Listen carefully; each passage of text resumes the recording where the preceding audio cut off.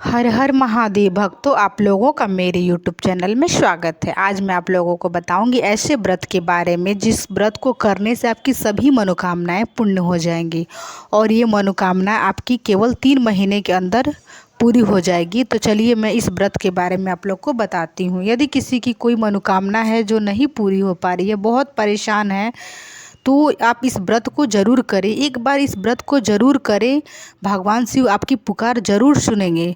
इस व्रत को करने से बहुत लोगों की मनोकामना पूर्ण हुई है, आपकी भी मनोकामना पूर्ण होगी। भगवान शिव के प्रिय व्रतों में से एक है पशुपतिनाथ का व्रत। इस व्रत का नाम शायद बहुत कम लोगों ने सुना होगा, लेकिन यह बहुत ही लाभकारी है। शास्त्रों के अनुसार पशुपति व्रत रखने से व्यक्ति के जीवन की हर परेशानियां दूर हो जाती हैं और हर इच्छा पूरी हो जाती है। जो भी इस व्रत को, जो भी कामना से वो रखता है, जो भी इच्छा से पशुपतिनाथ का व्रत रखता है, भगवान शिव उसकी सभी मनोकामनाएं पूर्ण कर देते हैं। यह ऐसा व्रत है, इस व्रत को करने मात्र से आपकी सभी मनोकामनाएं पूर्ण हो जाती हैं। यह बहुत ही लाभकारी व्रत है। इस व्रत को ज़रूर करना चाहिए। जीवन के हर परेशानियों को दूर हो जाती है और यह हर इच्छा को पूरी करती है। अगर कोई अधिक बोझ के नीचे दबा हुआ है या किसी का वैवाहिक जीवन सही नहीं है, वह इस व्रत को रख सकता है। यदि किसी को बहुत अधिक रोग है, रोग से बहुत परेशान है, उसको डॉक्टर ने भी जवाब दे दिया है, तो वह इस व्रत को ज़रूर करे। भगवान शिव पे भरोसा करके वह इस व्रत को एक बार अवश्य करे। जब डॉक्टर जवाब दे देते हैं तो यह व्रत ऐसा है कि इस व्रत को सच्चे मन से, आप सच्चे मन से करना है आपको। यह व्रत भगवान शिव की आप व्रत करें, भगवान शिव की उपासना करें, भगवान शिव का नाम जाप करें। भगवान शिव की कृपा से आपकी जो भी समस्याएं हैं, जो भी परेशानियां हैं, दूर हो जाएंगी। जिनको बच्चे नहीं हो रहे हैं, जो बहुत परेशान है, डॉक्टर ने भी उनको जवाब दे दिया है, तो वो भी इस व्रत को कर सकते हैं। पशुपतिनाथ के व्रत से बहुत लोगों की गोद भरी है। भगवान शिव की कृपा से बहुत लोग को माँ होने का सुख मिला है, तो आप भी इस व्रत को अवश्य कर सकते हैं।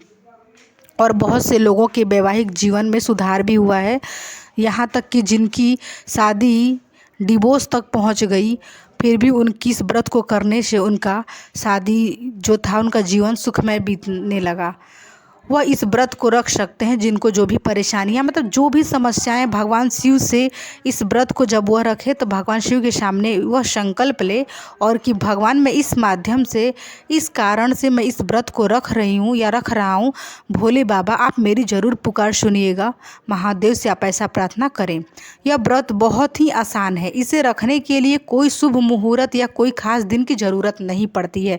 यदि आप इस व्रत को रखना चाहते हैं तो आपको कोई शुभ मुहूर्त कि मैं इस दिन करूँगी या कुछ भी कौन से हमको सावन में करना है या कोई अच्छे दिन की ज़रूरत नहीं होती है। आप जब भी आपकी इच्छा हो जाए आप इस व्रत को कर सकते हैं। इस व्रत को करने के लिए आप इस व्रत की जब करें तो आपको सोमवार के दिन से करना है। इस व्रत को आप सोमवार से शुरू कर सकते हैं। किसी दिन, किसी महीने, कभी भी जब आपकी इच्छा हो जाए तो आप इस व्रत को उठा लीजिएगा। मतलब सोमवार के दिन से ही आपको इस व्रत को करना है। तो आइए जानते हैं कैसे रखा जाता है पशुपतिनाथ का व्रत और इसके क्या क्या नियम हैं। यदि आप इस व्रत को करना चाहते हैं तो आपको इस व्रत को कैसे करना है और इसके नियम क्या क्या हैं, चलिए मैं आपको विस्तार में बताती हूँ। इस व्रत को किसी भी महीने के कृष्ण पक्ष या शुक्ल पक्ष में किया जा सकता है। बस ध्यान रहे कि इस व्रत को करने के लिए सोमवार का दिन होना चाहिए। आपकी जब भी इच्छा हो तो आप इस व्रत को रख सकते हैं, लेकिन इस बात को हमेशा ध्यान में रखते हुए रखना है कि जब आप व्रत को स्टार्ट करें, शुरू करें, तो वह सोमवार का दिन होना चाहिए। अगर मन के मुताबिक फल पाना चाहते हैं तो इस व्रत को विधि विधान के साथ करना चाहिए। शास्त्रों के मुताबिक इस व्रत को पूरे 5 सोमवार तक करना चाहिए। आप इस व्रत को 5 सोमवार तक कंटिन्यू करेंगे तभी इस व्रत का फल मिलता है। हाँ, यदि आपको कभी इस व्रत को कर रहे हैं, आपको कहीं जाना हो जाता है, तो आप इस व्रत को, जैसे आप इस व्रत को जब उठाएं तो जिस मंदिर में आप इस व्रत को स्टार्टिंग किए हैं, जिस मंदिर से आप इस व्रत को शुरू किए हैं, उसी मंदिर में आपको प्रत्येक सोमवार को जाना है और ये नहीं कि आप इस मंदिर में व्रत शुरू किए हैं आज, कल दूसरे मंदिर में जाके पूजा करेंगे, ऐसा बिल्कुल भी नहीं करना है आपको। आप जिस मंदिर में व्रत पहले दिन शुरू किए हैं उसी मंदिर में आपको 5 सोमवार तक लगातार व्रत करना है। उसी मंदिर में आपको उद्यापन भी करना है, मंदिर चेंज नहीं करना है आपको। जैसे आपके जैसे व्रत के दौरान आपको कहीं जाना हो गया, तो आप कहीं जा रहे हैं तो उस समय पूजा नहीं कर सकते हैं, तो आप उस दिन व्रत रखिए। उस दिन आपको व्रत रखना है लेकिन पूजा नहीं कर सकते हैं तो कोई बात नहीं। तो जब आप व्रत का पूजा नहीं करेंगे तो वो आपका व्रत को गिना नहीं जाएगा, उस दिन को आपको नहीं गिनना है। फिर आप अगले सोमवार को व्रत रखिए। जैसे कि आपने 4 सोमवार व्रत कर लिए, आपको 5वां सोमवार के दिन कहीं जाना हो गया तो आप कहीं जा सकते हैं, तो लेकिन आप उस दिन व्रत करेंगे लेकिन उसको गिनेंगे नहीं। फिर आप 6ठे सोमवार के दिन व्रत करके उसका उद्यापन करिए, तभी आपको उसका पुण्य फल मिलेगा। जैसे बहुत से महिलाएं के मन में होगा कि यदि आप वो व्रत रखती हैं, जैसे उनको रजस्वला धर्म आ जाता है, जैसे 4 सोमवार सही बीता लेकिन 5वें सोमवार में उनको रजस्वला धर्म आ गया, प्रॉब्लम आ गई, तो वह उस दौरान व्रत को रखेंगी। व्रत को खंडित नहीं करना है, व्रत को तोड़ना नहीं है बीच में, वह उस व्रत को रखेंगी, पूजा नहीं करेंगी लेकिन वह व्रत में रहेंगी, लेकिन उस व्रत को गिना नहीं जाएगा। फिर अगले सोमवार से उनका व्रत अपना पूरा करेंगी और उसका उद्यापन करेंगे। तो आपको इस बात को हमेशा ध्यान रखना है कि व्रत को छोड़ना नहीं है, व्रत को हमेशा करते रहना है। आपको जब आपका 5 सोमवार पूरा हो जाए तभी आपको इस व्रत का फल मिलता है, और जब 5वां सोमवार आपका हो जाए तो उस व्रत का उद्यापन भी किया जाता है। यदि आप उस व्रत का उद्यापन नहीं किए, आपने व्रत तो किया लेकिन उसका उद्यापन नहीं किया, तो उसका पुण्य फल आपको नहीं मिलेगा। तो आपको इस बात का ध्यान रखना है। हर व्रत की तरह इस व्रत के भी नियम होते हैं। सुबह भगवान शिव के मंदिर में जाएं, उन्हें बेलपत्र एवं पंचामृत चढ़ाएं। आपको भगवान शिव के मंदिर में जाके ही यह व्रत करना है, और मंदिर में जाएंगे तो ज़्यादा बेहतर होगा आपके लिए। और आप सुबह मंदिर में जाएं और भगवान शिव का जलाभिषेक करें, पूजा पाठ करें और उनको पंचामृत से स्नान कराएं। सुबह के समय फलाहार कर सकते हैं, जब आप व्रत रखें तो सुबह के टाइम आप फलाहार कर सकते हैं। और जब आप मंदिर में जाएं तो आपको इस बात का भी ध्यान रखना है कि आपको जो थाली ले जा रहे हैं पूजा की, जो सुबह की थाली होती है, उसमें इतना सामान रखें ताकि आपकी शाम की भी पूजा की थाली में से ही आपके शाम का भी पूजा हो जाए। मतलब आपको फिर दोबारा आपको पूजा का सामान नहीं लेना है, आपको सुबह ही उतना सामान ले लेना है जितना आपकी शाम की पूजा हो जाए। फिर पूजा करके आपको घर आ जाना है। आप सुबह में फलाहार कर सकते हैं, शाम के समय भगवान शिव को भोग लगाने के लिए कुछ मीठा बनाएं। अब जब आपको शाम हो जाएगा तो आपको भगवान शिव के लिए कुछ मीठा प्रसाद बनाना है। जैसे कि उस हलवा बना सकते हैं, सूजी का हलवा, साबूदाना, या फिर आटे का हलवा, या फिर खीर, कुछ भी बना सकते हैं भगवान शिव के लिए प्रसाद के रूप में। और उसके 3 हिस्से कर लें, और ये जो 3 हिस्सा करना है आपको मंदिर में ही करना है, घर पे बिल्कुल भी नहीं करना है।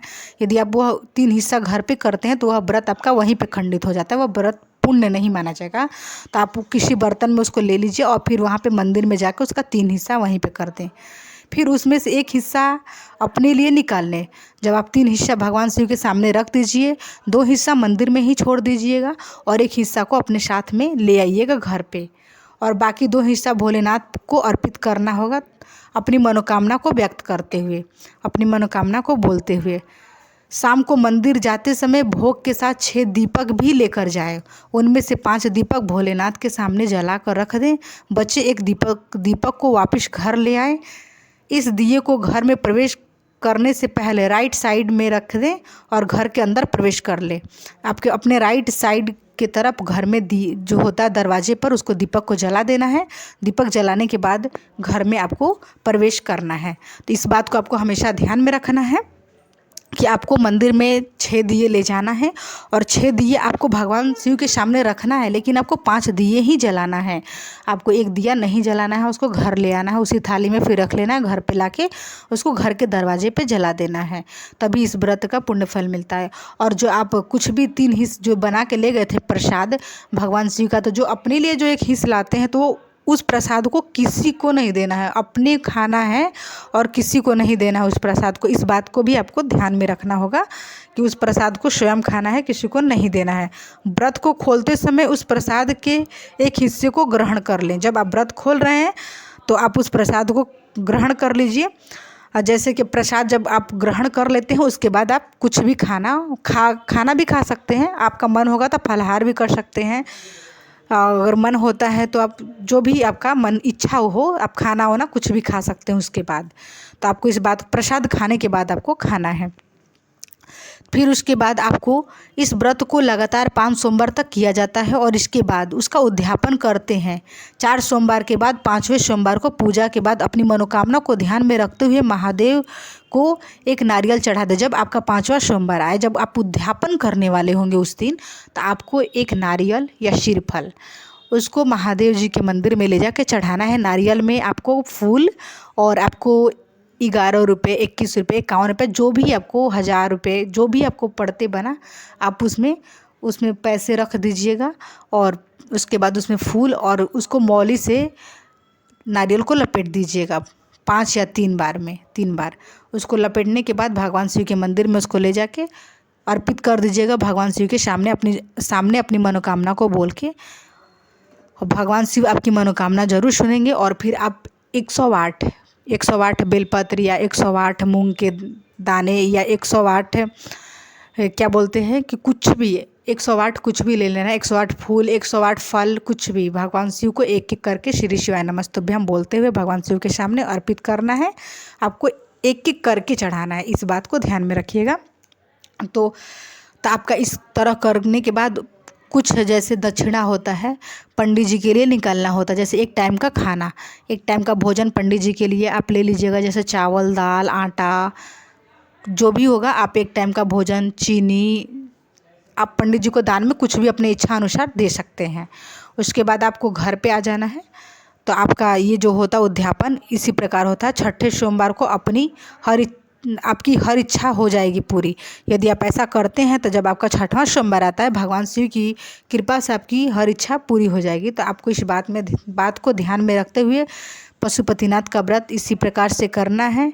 सारा दिन मन ही मन भगवान शिव के इन प्रिय मंत्रों का जाप करते रहिएगा। व्रत के दौरान आपको हमेशा ओम नमः शिवाय, श्री शिवाय नमस्तुभ्यम का हमेशा मंत्र उच्चारण करते रहना है। भगवान शिव की कृपा पे बनी रहेगी।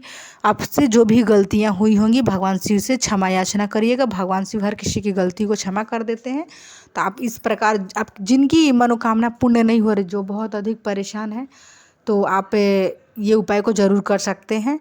तो ये उपाय करने से आपकी जल्द ही मनोकामना पूर्ण होती है। बहुत ही अच्छा उपाय है, आपको बताई हूँ। बहुत से लोगों ने इस उपाय को किया, इस व्रत को किए, उनकी बहुत जल्द मनोकामना पूर्ण हुई। तो आप एक बार इस उपाय को ज़रूर करिएगा, इस व्रत को अवश्य। यदि आप लोग को मेरी यह वीडियो पसंद आई होगी तो आप मेरे वीडियो को लाइक, शेयर एंड सब्सक्राइब जरूर करिएगा। और इसी तरह का वीडियो देखने के लिए मेरे यूट्यूब चैनल पर बने रहिएगा। यदि आप मेरे यूट्यूब चैनल पर नए हैं, यदि आपने अभी तक मेरे चैनल को सब्सक्राइब नहीं किया तो कृपया करके आप इसे सब्सक्राइब कर लीजिएगा और बेल आइकन को भी दबा लीजिएगा, जिससे आप लोग को नोटिफिकेशन मिलता रहेगा। भगवान शिव की कृपा से और माता पार्वती की कृपा से आपके घर में सुख समृद्धि बनी रहेगी। तो मैं अब इस वीडियो को यहीं पे एंड करती हूँ। मैं मिलूंगी आप लोगों से नेक्स्ट वीडियो में। तब तक के लिए हर हर महादेव भक्तों, धन्यवाद।